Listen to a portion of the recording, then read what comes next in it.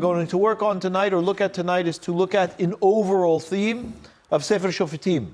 Sefer Shofetim comes after Sefer Yehoshua. Now, what I mentioned about Sefer Yehoshua, one of the things that I mentioned about Sefer Yehoshua last time, and I showed you in the Divrei Hachamim, Divrei Chazal, that originally the only books that were meant to be given to Yisrael were the Hamisha Chumshei Torah and Sefer Yehoshua. And Sefer Yehoshua is because of Knesset Ha'aretz. Do you remember this? Okay. Which means that already Sefer Shoftim is a response to failure.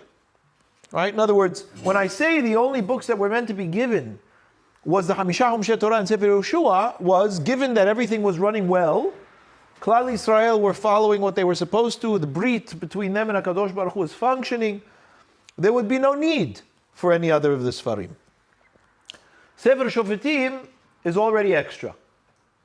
And that means that Sefer Shofetim is a response to failure.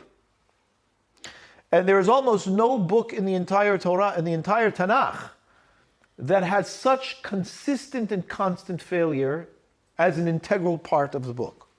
So it's very well known that there is a cycle that Sefer Shofetim runs with over and over again, to the point that the Sefer itself tells the cycle. It says this is how things went for the next over 300 years.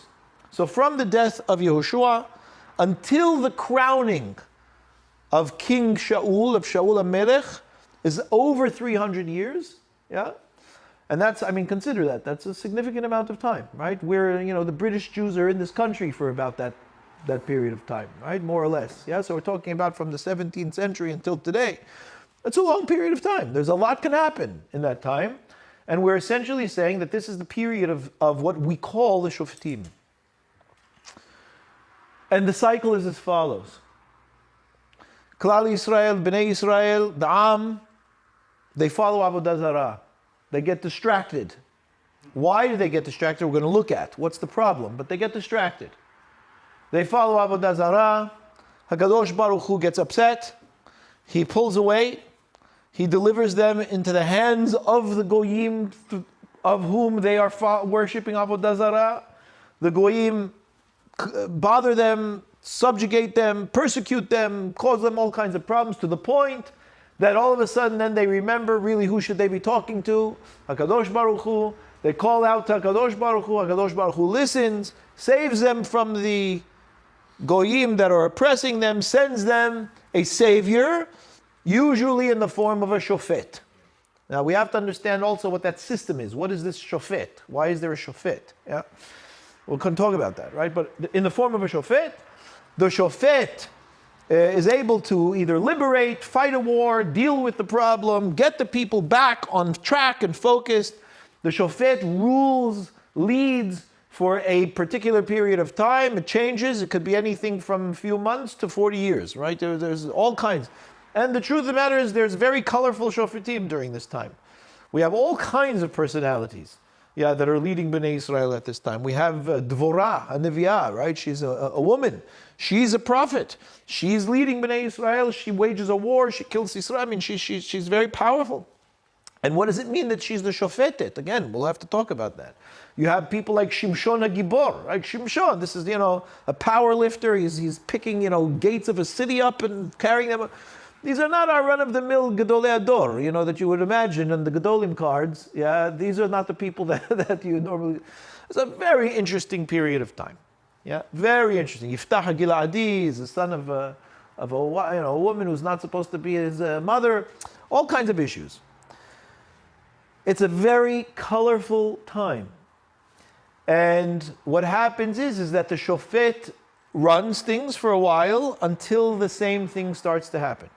Bnei Israel go after Avodah Zarah, they're handed into the enemy, they suffer, they pray to HaKadosh Baruch Hu sends the Shofet. That's the cycle. And it's the whole book. Now, there is one line that is repeated towards the end of the book, but it really is, what happens with Sefer Shofetim is that these how should we call them?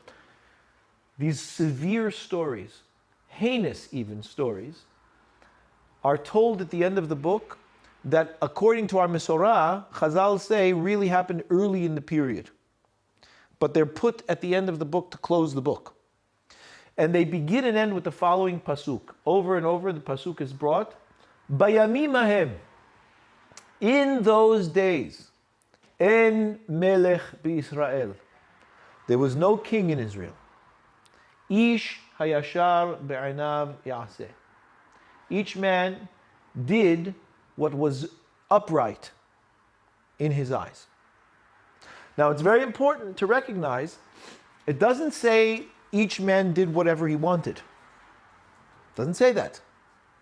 It doesn't say ish oseh kol asher hu rotzeh la'asot or kol asher hu oseh. Right? It doesn't say that. It says ish hayashar be'einav ya'aseh. Which means that each person did what they thought was upright.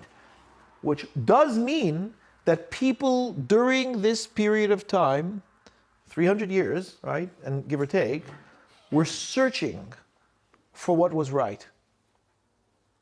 And it also meant that, why does it precede it with Bayamim ahem en melech b'Yisrael? What does one thing have to do with the other? En melech b'Yisrael, isha yashar be'einav ya'aseh.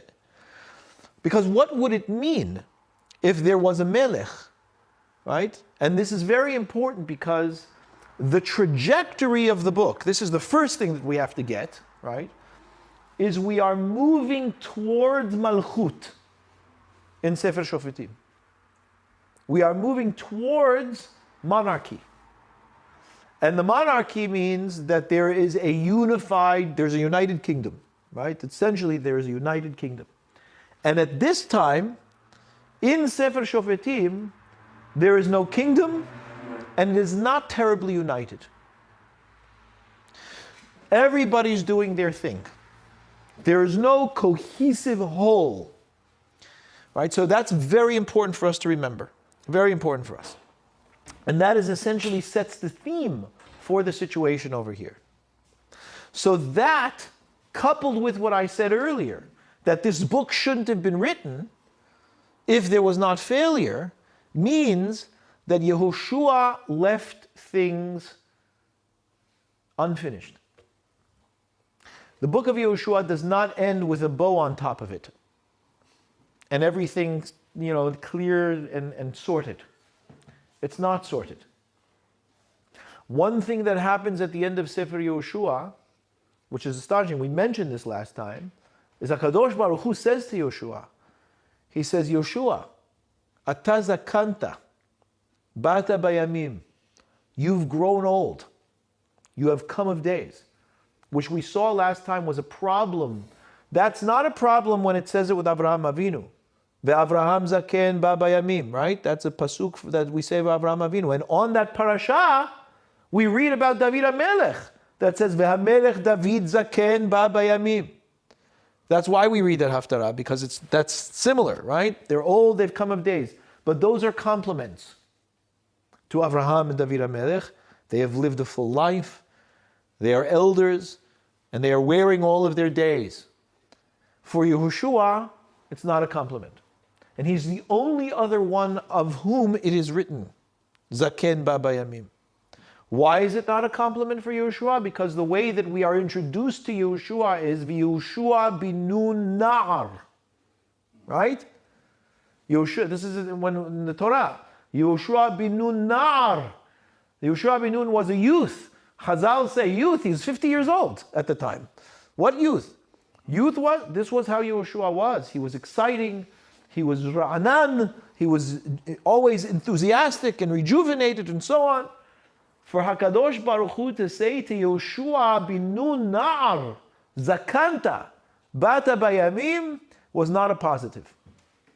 Chazal recognized that. And what does he say after that? It's an opening, right? He's opening a dialogue, HaKadosh Baruch Hu with Yehoshua, saying, zakanta, bata bayamim, your na'arut, your ra'ananut, your youth, your enthusiasm is dissipating. V'ha'aretz nish'ar harbe me'od lirishta.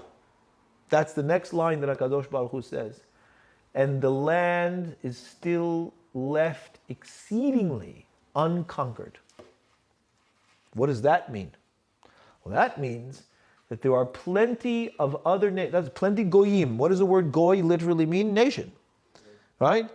There are plenty goyim. There are plenty other nations inhabiting the land that have not been taken care of. So you, Yehoshua, there's been a laxity in the kibush haaretz. Even though he spent 14 years in the kibush haaretz. HaKadosh Baruch Hu is calling him on that. And at the end of the book in Yehoshua, HaKadosh Baruch Hu says, it's not going to be good. You've left the land. There's been a laxity. There's been a leaving of things. And there are people left in the land that are going to cause problems to Israel. But didn't the Kadosh Baruch Hu told them every time to go to the war? Didn't every time? Every time they used to go to war. Kadosh Baruch Hu Not with Yehoshua, no. With you, you're right. Afterwards, with Yehoshua, there was a charge: get rid of the goyim. That was the rule, right? He was supposed to take the initiative, basically. 100%. They knew that was the task. V'horish goyim. You're supposed to get either they submit themselves to you and they serve you, they become part of the thing, or you get rid of them. But they were not allowed to be koret berit liyoshvei haaretz. They could not establish a covenant with any of the people there. That's why the Givonim, there was a whole problem with the Givonim. The Givonim pretended that they were from far away. They made a bridge. It was a whole problem. They never went away, the Givonim. It was a huge problem for Klal Yisrael. Ech sheyeh, that's the ending of Sefer Yehoshua.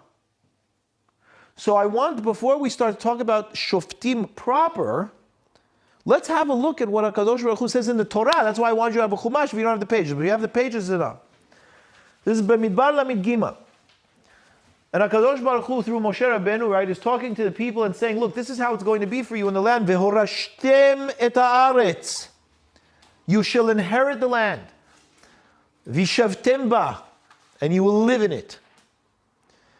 Ki lachem natati et haaretz lareshet ota. I've given you this land to inherit. Now it's interesting. He doesn't just say, I've given you the land. I've given you this land. You take it. Right? It's on offer. You must take it.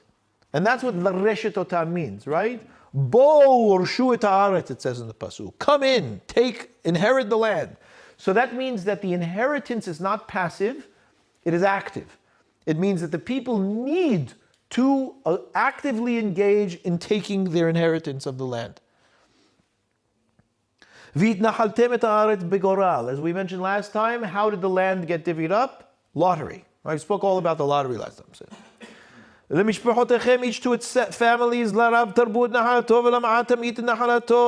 greater Shvatim, they should have larger land. For the smaller Shvatim, they should have less land, each according to the numbers and populace. Right?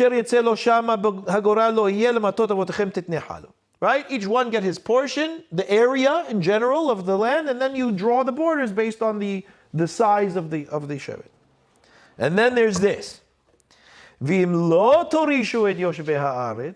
do not inherit the inhabitants of the land, which means if you don't go out and get this land, which means you're going to have to wage war and engage and so on and so forth. Those that are left, that's what totiru mehem, right? Those that are left, lesikim be'einechem, they will sting you in the eyes. Utzninim betzidechem, and they will poke you in your sides.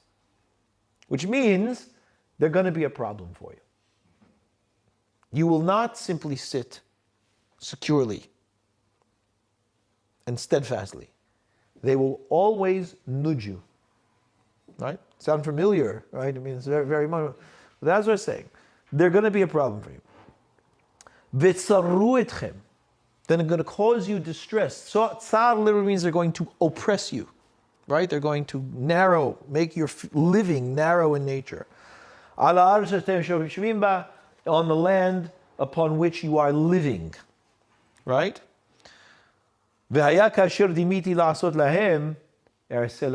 this is, of course, it's so godlike to say this. HaKadosh Baruch Hu always uses these kinds of lines. He says, oh, and what I wanted to do to them, I'll do to you. Yeah? Like the way that I wanted to rid the land of them, the way that I was ready to bring you in and give you triumphant standing, I will do to you instead of to them. I will rid you. You'll go and they'll sit. Okay. Well, it's very midah keneged midah, right? Very, very action program. So the reason I'm reading this with you is because this is essentially the opening lines for Sefer Shofetim. Because when HaKadosh Baruch Hu says to Yehoshua, right? Zakanta, bata bayamim, you're lax, Yehoshua. You've grown old.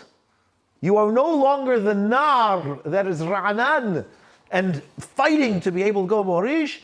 Ve'aretz nishara harbe me'od l'rishta. And the land is left to inherit. And you have not done so. And you're dying.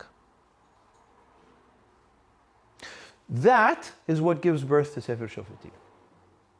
Because what is left is a nation that is living now with foreign entities and influence, and they are a fledgling nation. Right? They are not seasoned, mature, developed people yet. They are a young, inexperienced, vulnerable nation. They have just begun to serve HaKadosh Baruch Hu. Yes? They've just started. And so, of course, there are going to be natural influences that are going to affect them psychologically, emotionally, socially. We are a social species. Like the Rambam says. I mean, the Rambam wrote this 900 years ago. Now everybody's, of course, saying that. They recognize that we're social animals and we're very influenced by those around us. The Rambam 900 years ago said in Sefer, in Hilchot Deot, Derech briato shel Adam. The nature of a human being is liot nimshach b'deotav, to follow in his attributes, ahar shchena v're'av, to follow his neighbors and his friends. That's what people do. So what does the Rambam say? The Rambam says, if you're concerned about bad influence, guess what you should do? Move. And if there's nowhere to move, live on your own. That's what the Rambam says in Hilchot Deot. Okay, so we know that we're social animals. So what HaKadosh Baruch Hu is saying is, if you're going to leave these people around, they will affect you. And Yehoshua has not taken them out. He's dying. And yes, even though during Yehoshua's time, the nation was completely devoted to HaKadosh Baruch Hu. They saw the Nisim in the Midbar. They came in and saw the amazing things that HaKadosh Baruch Hu did for them there. Yehoshua was a strong leader. It was all very fresh. But it starts, how does Sefer Shofetim start? Sefer Shofetim starts with the following pasuk. Similar to the pasuk that Yehoshua begins with, right? Vahi ahare mot Yehoshua. The same way that Yehoshua starts, Vahi ahare mot Moshe v'Hashem. What Chazal say, ahare mot? Ahare mot is always hazar ha'olam la'achorav. There's a regression. So if Yehoshua is dying, there's a bad regression. And the regression is to a state in which there is vulnerability to the nations around us and how it is that they're running. So the cycle of Shofetim, as I said, was following the Avodah Zarah, being oppressed by the Goyim. That's why it says, right? Here, exactly. They're going to poke you in the eyes and the sides and cause you terrible oppression. It's exactly what happens throughout the entire Sefer Shofetim. They remember, of course, that the one they really need to rely on is HaKadosh Baruch Hu. It never goes away, right? They never leave him. They just play. They just dabble, right, in other things. And HaKadosh Baruch Hu doesn't like that. Because he says, I'm a jealous God. I'm not letting you go out and do those kinds of things. You're with me or nothing. So then that happens. They call HaKadosh Baruch Hu, a shofet is sent, they save them, and so on and so forth. That's a cycle. So we recognize that that's the case, but remember the second part of it. And the second part of it is no king, no kingdom, no unity. Ish hayashar be'enav yaseh. And this time, everybody is doing what is upright in their eyes. So there is a certain level of chaos, a certain level of independence during this time. And yet, what is so important to see and know when reading Sefer Shofetim is, how does it culminate? How does it culminate? I'm asking you, how does it culminate? I told you. With a king. With David HaMelech, ultimately. So it's very interesting that this terrible problem, right, this book that was not supposed to be written if there was no failure, a book that chronicles regular cycles of failure, end up in tikkun. Or you follow the trajectory, you don't expect, if you're betting on this and watching it in the interim, how is this going to end up? They're going to fail. They're going to fall apart. But what ends up happening is not that they fall apart. What ends up happening is David HaMelech. So we must understand what happens. How does that happen? And that is what I'm suggesting is the entire theme of the book. And it's very important to understand. So it's important to understand Yehoshua as we saw, to understand the transition of Yehoshua, and then understand how it is that this moves. Okay. So before we go into this bit from the Gemara that I have you, I want to read you from Sefer Yehoshua itself, what Yehoshua says to them before he dies. So now Yehoshua is dying. Okay? And it's very interesting because he opens his words saying to them, Ani zakanti bati bayamim. Which is what HaKadosh Baruch Hu says to him, right? So at least he's admitting it. He goes, look, I'm old. I've come of days. And then what does he do? He tries to give them a pep talk before he dies. Because he knows this. He knows what Moshe told them. Moshe says, you're going to have trouble. If you leave those goyim in that land, it's going to be trouble for you. So Yehoshua is trying to do what he can before he dies to try and keep the energy going with the battery, right, of whatever it is. And he says to them as follows.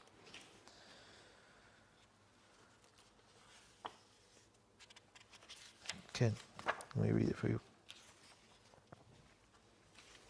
First he says to them,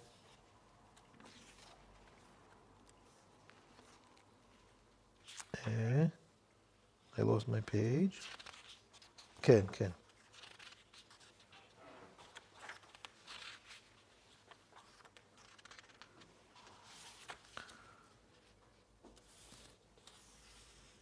Okay. So he says as follows. אני זקנתי באתי בימים, ואתם ראיתם את כל אשר זה פרק כ"ג ביהושע. ואתם ראיתם את כל אשר עשה אדוני אלוהיכם לכל הגויים האלה מפניכם. You saw with your own eyes what HaKadosh Baruch Hu did to all the nations around you. So he's using evidence. Right? He wants them to remember this. Yeah?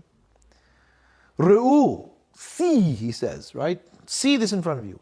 הפלתי לכם את הגויים הנשארים האלה בנחלה לשבטיכם, מן הירדן וכל הגויים אשר הכרעתי, והים הגדול מבוא השם. So you see, I got rid of all of these nations.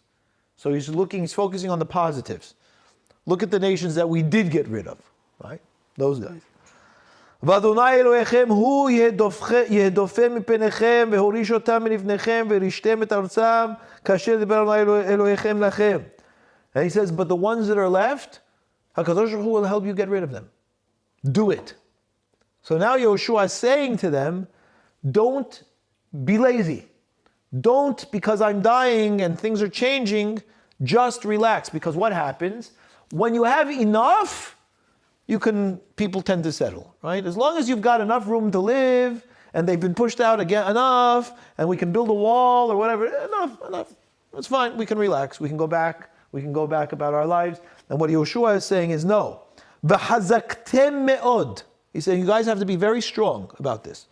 Lishmor v'la'asot et kol ha'katuv b'sefer Torat Moshe.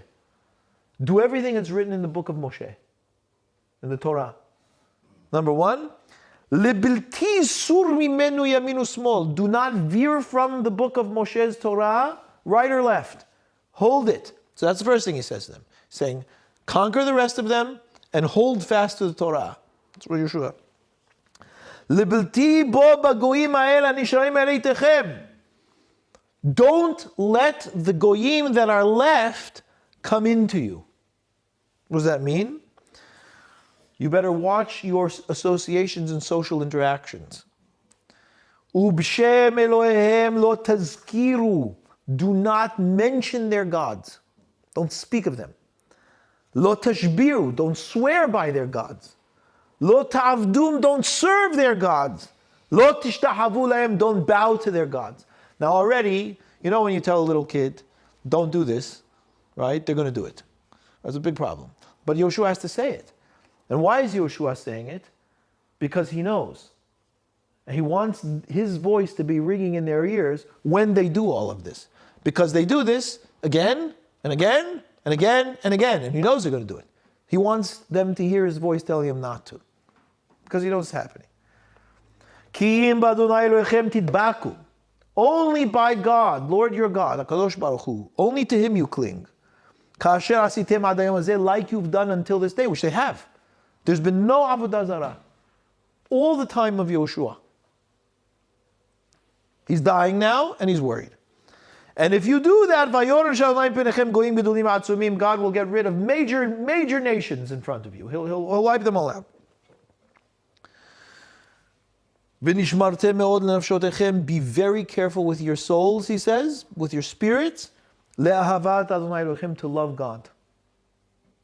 So these are very powerful words Yehoshua is saying before he dies. He's making no qualms. He's being very straightforward, but he's also very sensitive of what might happen. And then he says, if you don't do this, you should know God's going to pull back. And he's not going to get rid of these nations for you. They will ensnare you. They will be traps to you. Again, exact same words as Moshe uses. They're going to be stinging in your eyes. They're going to be poking your sides. Until you are thrown off of this land. You will not be able to stay on it. Now listen to this. Very, very interesting how Yehoshua ends it. He says, I now am dying, basically, Yehoshua says. You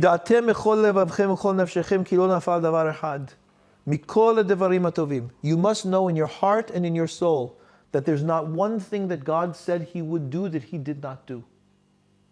You've seen it all. So what he's saying here is the evidence is there. Know it in your heart. Know it in your soul. Don't mess up. I'm dying. And then he goes through a whole thing about their history. We have some of this in the Haggadah. He goes, I want you to remember where you came from. And where you started. Terach, Avi Avraham, V'avi Nahor, V'yabdu Elohim Acherim. They worshipped other gods. Abraham's parents. Abraham's grandparents. And look at you here. How you are today. And what HaKadosh Baruch Hu has done for you. And he goes through a whole history. And at the very end, he says to them, Vayomer Yehoshua el ha'am, he says to them, Edim atem bachem ki atem bechartem lachem et Adonai la'avod oto. He said, everybody is witness today. You chose God to serve him. There was no coercion. There was an agreement on your part and on his part. You chose. Vayomru edim. And all of the nation answered him and said, we're witnesses to it. We testify. We've chosen. Unbelievable. Because Yehoshua says, if there's anybody that's not on board with this, tell me now. Right? Because this is what... Okay. And they say, Ve'ata, he says again, Ve'ata asiru Elohei nechal sheberkechem ve'atu et levavchem l'Adonai Eloi Yisrael. Now take out any foreign gods from within you. Anything that you might have. Any thoughts that you might have.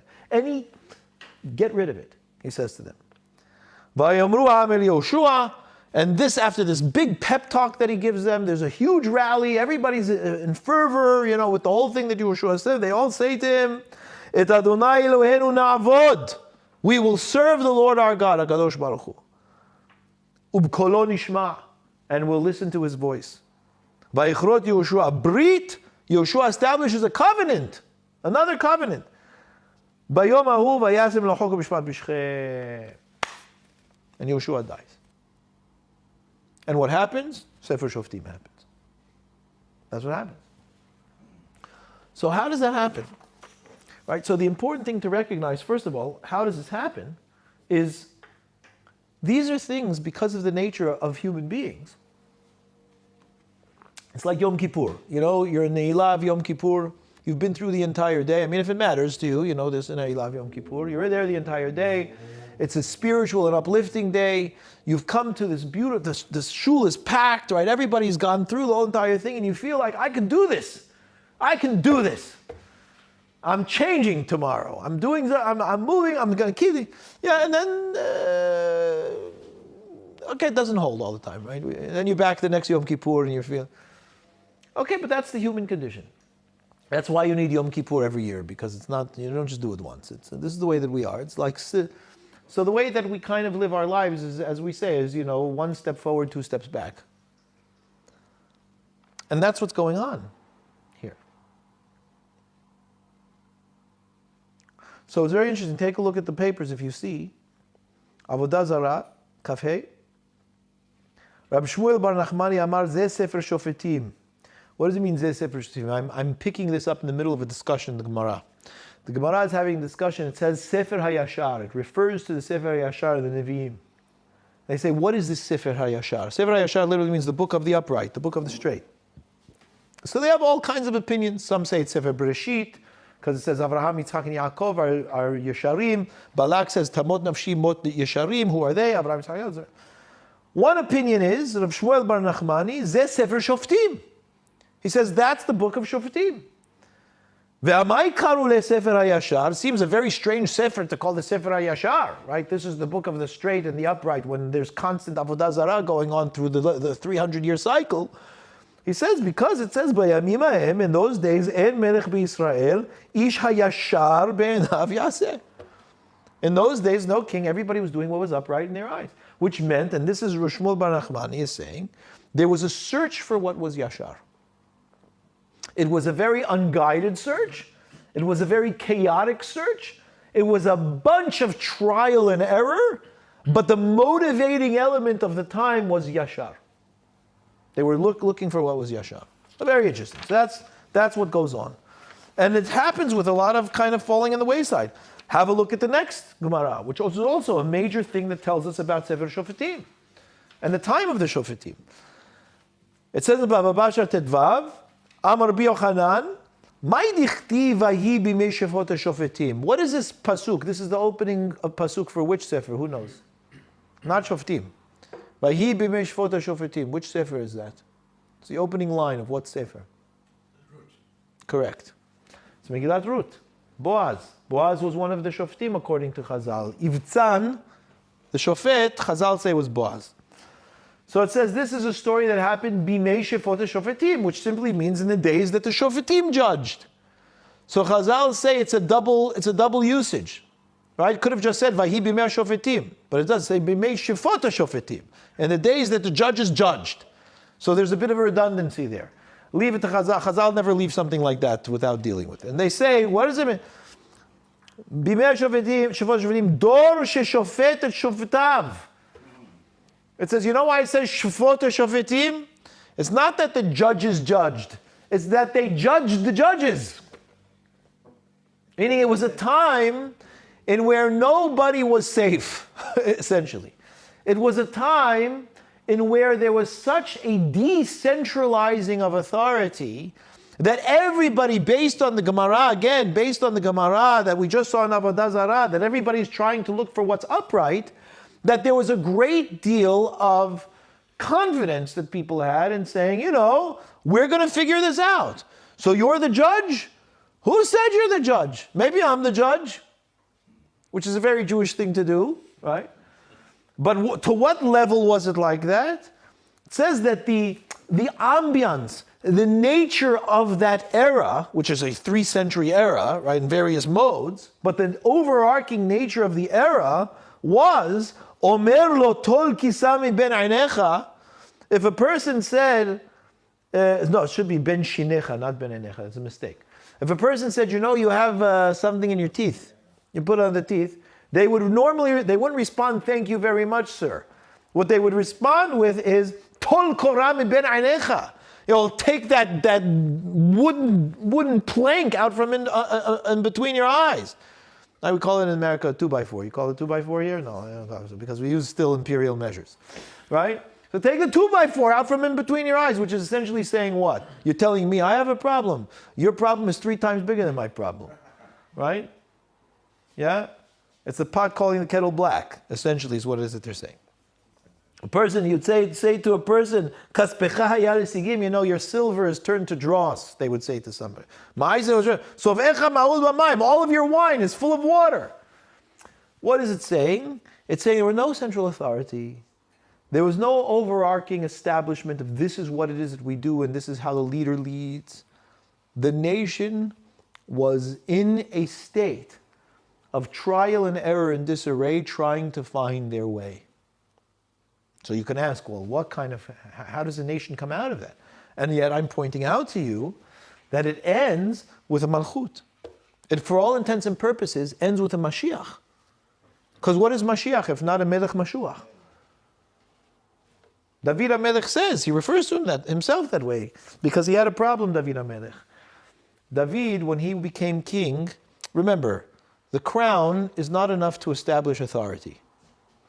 You need to earn the authority that comes with the crown. So David became king, but the political environment at the time was that his cousins, the Bnei Tzuruya family, right? He had an aunt Tzuruya. So her kids, right? And they're only called after her because she was part of the royal family. So her kids, Yoav ben Tzuruya, you might have heard, right? They were very powerful in the nation because they were generals of the army. The people respected them. They were veterans in the leadership. They were part of the establishment. David was a shepherd, right? He killed Goliath. That was his claim to fame. But he was coming in through the ranks. He was an unknown. So there were people advising him, saying, you have to beef up. You have to be a bit stronger and establish yourself. And he says to them, Adain rach ani u'mashuach melech. He says, I'm still soft and just anointed king, right? But the king is Mashuach. The king is anointed. It's what we call a Mashiach. So what I'm telling you is, this crazy time ends with a Mashiach. That's the whole book, which is fascinating. Because if we were writing the story, it's not how we would write the story of a Mashiach coming. It would be much more organized. Right? It would be much more, shomer, Torah, mitzvot. It would be more like Yehoshua was asking them to be. But what we learn from this book is something that's very, very, very important. And that is, the strange thing about how a Mashiach comes is not an organized, special, step-by-step ascendance to the throne, but chaotic, 2 steps forward, 1 step back, trial and error, judging your judges kind of situation. The question is why? So the first thing, before we answer why, the first thing is to recognize that this Sefer is a very important Sefer to teach us about how it is that we deal with lack of clear leadership, lack of clear organization, chaotic developments, trials and errors. How do we deal with those things? So there is precedent. And if what I'm saying to you in any way sounds familiar to the nature of how it is that our world is running, at the very least, should give you hope. That even though it doesn't look like things are moving in the right direction, one never knows. Because HaKadosh Baruch Hu doesn't just leave things to fall apart. And as it says in the Navi later on, Levim Acharonim, one of the most important lines, HaKadosh Baruch Hu says to the people, he says, Lo machshavotai machshavotechem. I want to be clear here, God says. Let's get one thing clear. I don't think like you. As much as you think I think like you, and you talk to me as though I think like you, I don't think like you. V'lo darkechem derachai. And being that I don't think like you, your ways are not my ways. I don't do things like you either.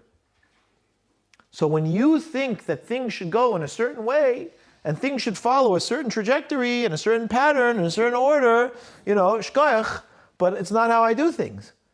I don't do things like you. And I don't think like you. It would do you well, HaKadosh Baruch Hu says to us, to remember that.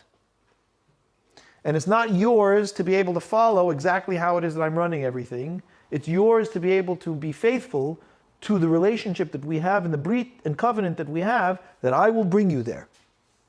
You be good. That's all. Yeah? So it's very important. So I want to read a very tough piece with you. Okay? This is an important piece, and it's one of the most important pieces, because it's you leave it to Chazal to say the hard things. But they say something very hard about Sefer Shofetim. And that's brought in the Tans Be'Eliyahu. So have a look at this midrash. Now, before we read a bit of a background, there is a story told at the end of the book of Shofetim that we refer to as Pilegesh Begivah. I'm not going to get into the details of the story. It's really not a great story. There's a lot of bad stuff in it. I will say to you, if you're not familiar with the story, it is almost identical to the Sodom story in Lot, except that it occurs, the Sodom in the story is the Shevet Binyamin, which is terribly difficult to realize, right?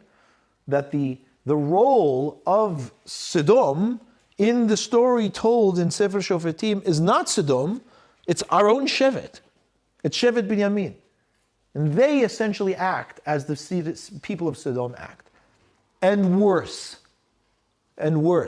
Because it's not shut down with God blinding everyone and getting everybody out of the city. It's played till its furthest conclusion. And it's there where it says, En melech b'Yisrael, Isha yashar v'navi yaseh. So now Chazal want to deal with this. So what ends up happening?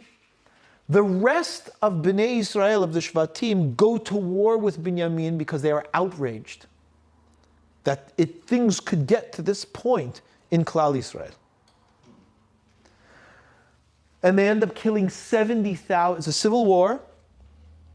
And the rest of the Shvatim end up killing 70,000 people in the Shevet. And they make sanctions against marriage with the Shevet Binyamin. It's a huge problem.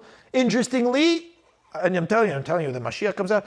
The craziest thing about this is Shaul HaMelech is the one that comes. The first king of Israel comes from Shevet Binyamin. The weirdest thing in the world. But don't think that that's just haphazard. It's not a haphazard thing. So take a look at what Chazal say. They say, V'shem tamar otan 70,000 shenehergu begivat Binyamin. You might ask, say Chazal, why? What caused 70,000 people in Shevet Binyamin to be killed? And obviously when they're talking here, they're not talking about the immediate causes. They're talking about what are the early causal aspects that developed into this situation. Well, say Chazal, this is what happened. לפי שהיה להם לסנהדרין גדולה שיניח משה ויהושע ופנחס בן אלעזר עמהם. Well, to be honest, say Chazal, the Sanhedrin that was left by Yehoshua and Moshe and Pinchas, it's their fault. Now remember, it says left by them. So Moshe, Yehoshua, and Pinchas left a leadership that failed off the bat. Essentially, Chazal are saying. And that's also connected to Yehoshua himself. Zakanta, bata bayamim, v'aretz nishara b'arad. So now you haven't conquered the people? You haven't conquered the other nations? What did you do before you died? You gave a pep talk? Chazak u'baruch on the pep talk. But what should have happened? היה להם לסנהדרין גדולה שיניח משה ויהושע ופנחס בן אלעזר מהם, היה להם ללך ולקשור חבלים של ברזל במותניהם ולהגביה בגדיהם למעלה מרכבותיהם. What does that mean? It's a poetic way. It's like in English we say gird your loins. What does that mean, gird your loins? In the old days, people wore robes. They wore long kind of thing. Gird your loins meant lift the robe and tie it around your waist so you can run. Right? Get ready to move. That's what gird your loins means. And that was a term that was used in the Nevi'im. Right? Ezor motnecha meant tie well around your hips, which meant to lift your robes, tie them well around your hips so that you can run. Right? Using the word barzel. Yes. And it's saying it should be with barzel. Why? That it should be held well. Right? Don't use flimsy string. Tie it with barzel, because you're going to need a lot of strength to be able to do this. And do what? ויחזרו בכל עיירות ישראל. What was right for the Sanhedrin to do? To move. In other words, rather than sitting in Shiloh, in their sanctuary or in their courtroom, waiting for people to come and bring their cases to them, the Sanhedrin should have they should have traveled around all of Israel, because there was a tremendous requirement of chizuk at that time. They should have gone to all of the cities. Yom echad leLachish, Yom echad leBet El, Yom echad leHebron, Yom echad leYerushalayim. They should have spent a day in every city. They should have visited every town in the country. V'chen bechol mekomot Yisrael. They should have gone to every town in Israel. V'yilmedu et Israel, and to teach Israel what? Derech Eretz. Not even Torah, right? That comes after Derech. Teach them Derech Eretz. What does it mean, teach them Derech Eretz? Doesn't mean, how to say hello to people and be kind. Derech Eretz means to teach them, this is how we need to live in this land on a daily basis. They needed, essentially what they needed to do was to civilize and settle the people in the land. Because remember, the majority of the people did not live in cities. Where did people go after Yeshua died and nobody was waging war anymore? What were they? They're on the countryside. Right? We're not used to that as Jews. I'm going to say this out loud. It's very important. Jews don't live in the countryside. Jews live in cities, and usually big cities. Why? Because that's where shul is. That's where we're able to set up our community. We keep together. We don't scatter. We've done that throughout all the generations. Very rarely do we live in the country. Where do we live in the countryside? In our own country. So you go to Israel, and you've got people living out in the boondocks, right? We're just not used to it. You're used to being Tel Aviv, Yerushalayim, whatever. Meanwhile, they've got Jews living all over. There's farms. Why? Because it's not about a community anymore, right? People tell me many times, they make Aliyah. I can't tell you how many times people have told me this. They make Aliyah. I talk to them, a few months in, a year in. No, how's it going? Oh, it's very nice, Rabbi, but there's no community. Of course there's no community. You're a citizen of the country. You've never been that before. It's our country. Right? This is where it's home. You can live wherever you want. Yeah, that's why Chazal say it's a crazy, another amazing Gemara. Chazal say it's better to live in a city rubo goyim in Eretz Yisrael. It's better to live in a city that is majority goyim in Eretz Yisrael than to live in a city majority Israel outside of Eretz Yisrael. Why? Because at least this is your country. There's all kinds of caveats with that statement of Chazal, but they say it nonetheless. So where did people go after Yeshua died and nobody's waging war? They're living out in the country. Who's there? Nobody. It's, as it says, ish tahat gafno v'ish tahat tanato. And what the Chachamim are saying was, there should have been a concerted effort of the central judicial system of Israel to go to them and help them. So they didn't do that. And it says, why should they have done that? That's a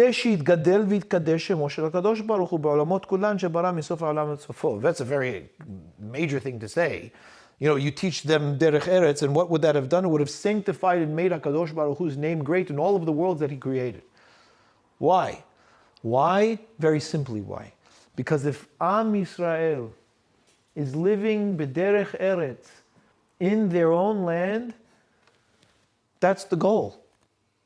You have a brit between HaKadosh Baruch Hu and this Am Nivchar that are living well and strong. Only good can come from that. And it failed. And so it's saying, Vehem lo asu ken. But they didn't do that.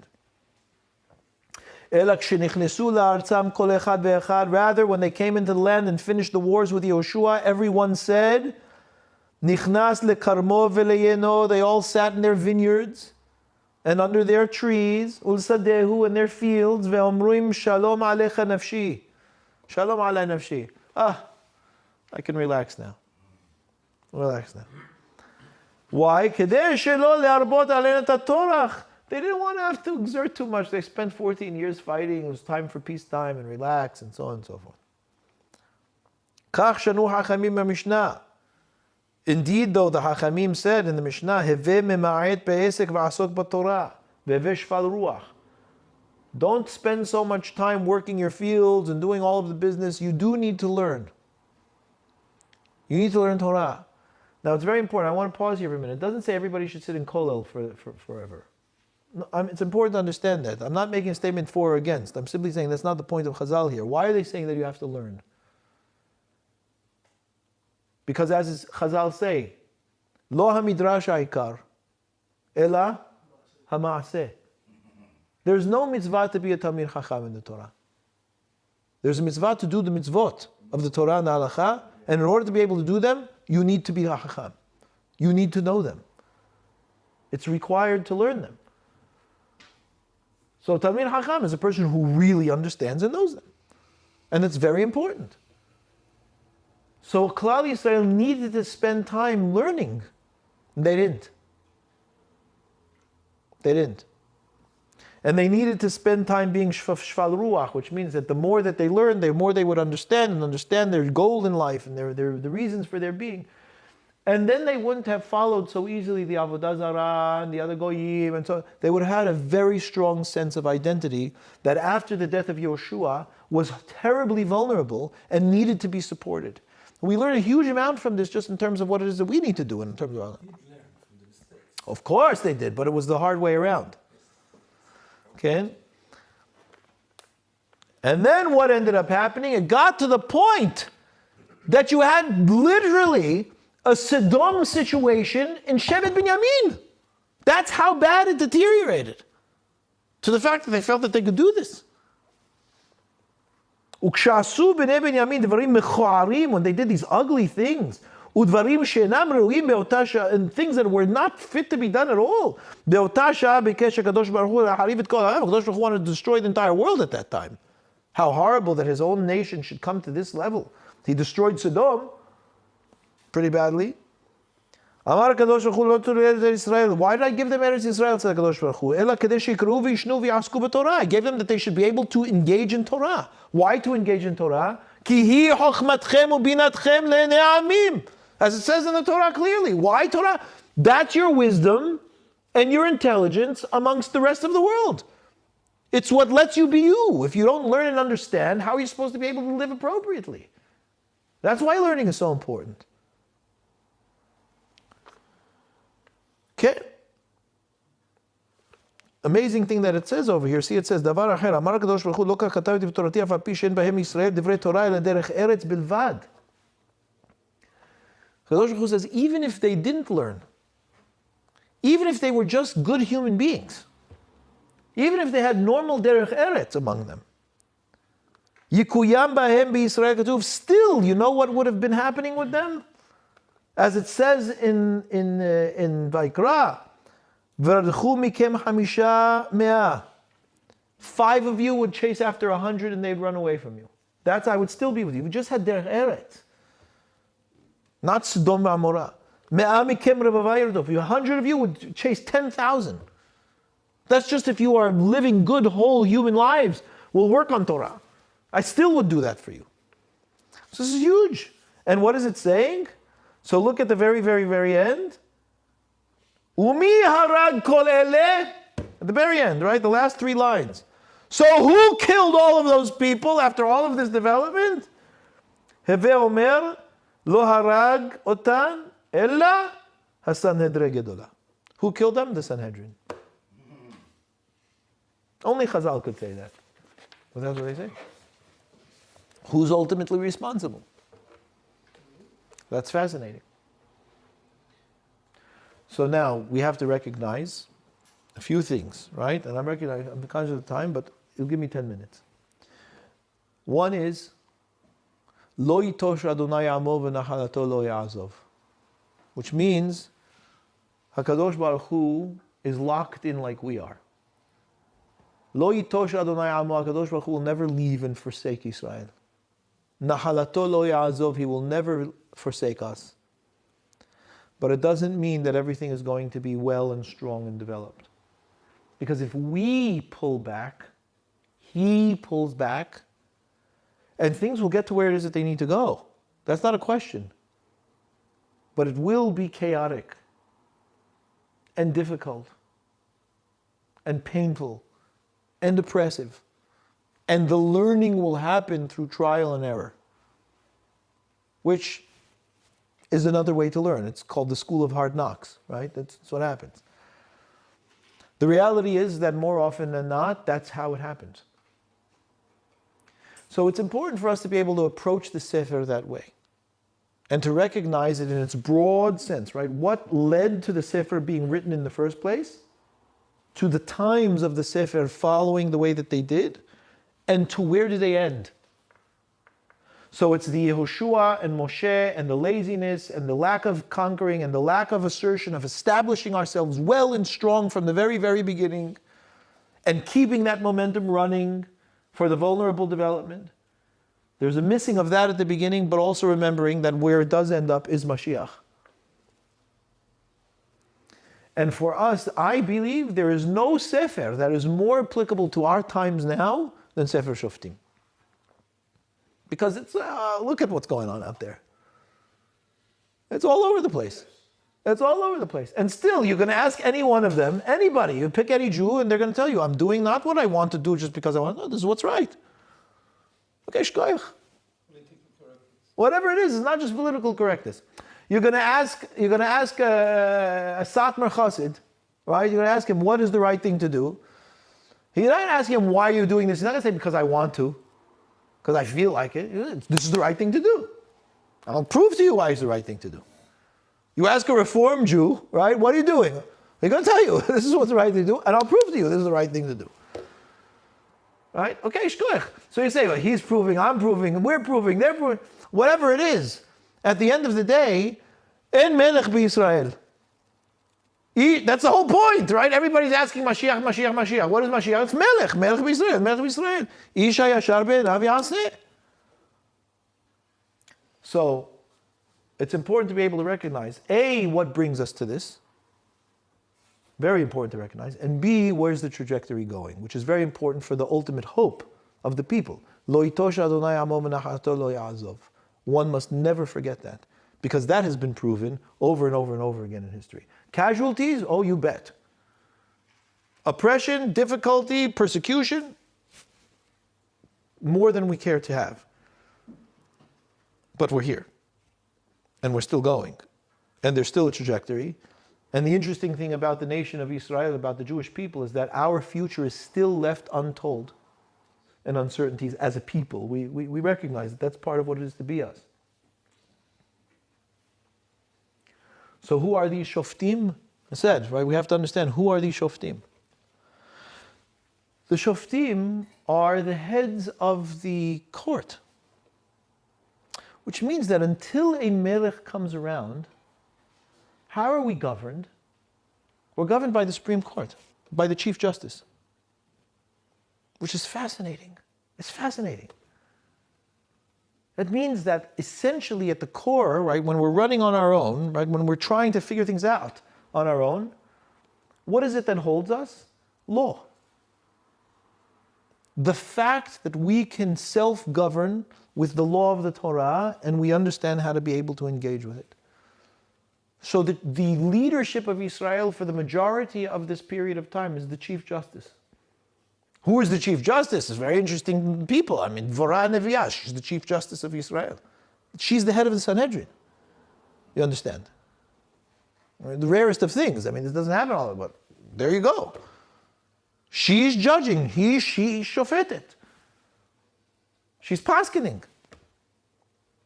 Who's the shofet? Shimshon. Right? These are the people that we've got headings there. Not only that, Chazal point out, there's not a shevet that didn't have a shofet throughout these times, right? Every shevet at one point or another had a shofet. So that means that the core of us, at the most important thing for us at the end of the day, is the Sanhedrin. And that is why today that's the one thing that's different. Today, that we don't have. We don't even have that. And that's why at this point it's worse. than the time of the Shofetim in that regard. Because what do we pray for every single day, 3 times a day? Hashiva Shofetenu kevarishona v'yoatzenu kevatchila. They didn't have to pray for that. They had their Shofetim. They got into trouble, they prayed for no, Kadosh Baruch Hu sent them a Shofet, which was wonderful. Does he send us a Shofet? No. There's rabbis. That's not this. Remember that the Shofet is a governmental official, right? Is the head of government. Because the core of government is the judicial system. A Melech Israel, by the way, even the Melech, can be tried by the Sanhedrin. There's a balance of powers. And the Melech Israel can be called by the Sanhedrin and put on trial. Why? Because in Israel there is only one sovereign entity. And that's the Torah that HaKadosh Baruch Hu gave us. And even the king is subject to it. In every other country, the king is above the law, not part of the law. So it's very important that if there is one thing that we are missing that is different in this time, there's others, but the major thing that's different, right? It's similar in many, many, many ways. But there's one major thing that we're missing. And that is the Shoftim. And because we don't have that, you know what we say in the Tefillah? Haser mimenu yagon va'anacha. Take away from us this sighing, this agony. Why? Because we're stuck. Because we can't live in a responsive and developing Torah as we would if a Sanhedrin was around. So we literally pray for this 3 times a day. We don't pay attention to what we're saying. But think about it. Hashiva Shoftenu kevarishona v'yoatzenu kevatchila. We're asking for these Shoftim to be able to come back. It'll be much clearer from our... But it's okay. Good. It should be. Then we have the politicians. Right. Do you want them? You can have them. No, I don't want Right. So that's the point, right? There can be all of these protests and democratia, velo democratia. It's not about democracy. It's not about democracy. Democracy, you know, Benjamin Franklin. I'm American, right? But I'll tell you. Benjamin Franklin said a very important thing. He said, only a virtuous people can be free. What does it mean, a virtuous people? What Chazal are saying, derech eretz. You want freedom, you have to be able to live free responsibly. If you're not able to live free responsibly, democracy is not a good thing for people. I'm not making a statement about what should be in Israel now or not. I'm not. I'm simply saying these things sound nice, but they are much more complex than people give them opening for. So it's not. It's also not a free country. If you are a Lochadike country, you cannot be democratic. Well, that's a very interesting question. I was talking to Rav Asher Weiss, Shlita. Yeah, very interesting question. And Rav Asher, I was talking to Rav Asher about halachic issues today, modern situational halachic issues, and he goes, we have to be very concerned about how do you run a country based on halacha as it is today. How do you have a police force on Shabbat? How do you have a general infrastructures in any modern country with the halachot that are? And what was his point in that? His point is that not okay, we can't do it. What he's saying is Hashiva Shoftenu kevarishona. In other words, we don't even realize what we're missing by a lacking of a Sanhedrin. So you say, okay, everybody's over halacha. The whole country is over halacha. Okay, so now let's say everybody wants to keep the halacha. Yeah? How are you going to run a country? Oh, so now you have to realize we need a Sanhedrin. Why? Because we have to make decisions that we don't have the authority to make without a Sanhedrin. So we need to have a Sanhedrin. But nobody cares enough. That's the whole point. There's beautiful midrash, which I'll paraphrase and then we'll end. What does it say? HaKadosh Baruch Hu, in the Nevi'im, after the destruction of Bet HaMikdash, it says that they were oti ma'asu. That Bnei Yisrael mo'es. They were mo'es in the Melech, they were mo'es in the Torah, mo'es in HaKadosh Baruch Hu. Mo'es literally means that they were disgusted with it. They didn't want to have anything to do with it anymore. So what does it say in the, what do Chazal say about that? They say it's going to stay that way until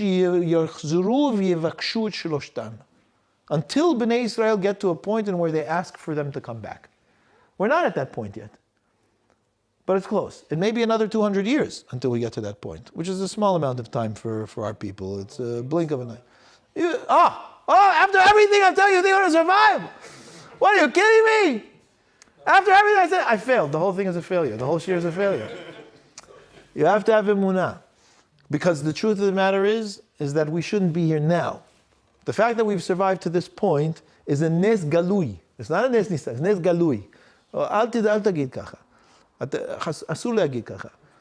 Not asur, I'm telling you, reasonably, lo tov le'agid kacha. Why? Lo yitosh Adonai amo v'nachato lo ya'azov. And like you see, ad hayom ze nishar. Here we are. In Elstree, for goodness sakes. What are we doing here? Well, not nuts. Here we are. It's very important to remember that. So the inyan, right, that we have to remember is we really do need a Sanhedrin. And we really do need the Shofetim. And this current situation, this is not going to run anymore. And as Rav Asher said, Rav Asher's point was, if we think about it realistically, we have to deal with some very major questions that nobody's dealing with because we're turning aside because the Chilonim are doing it. So don't worry about it. But if we were all going to be shomer properly, good luck in running the country and maintaining security and how we're supposed to be. Zelo pashut. Yeah? Okay. So in any case, I don't know if we have another one. We're supposed to do Sefer Melachim, but I'll see when we reschedule it. But I appreciate the time. Lovely to be able to spend the time with you. Thank you for coming and sharing. And B'ezrat Hashem, שבי זוכה להגדיל תורה ולאדירה, and זה for Bal Tzion Goel.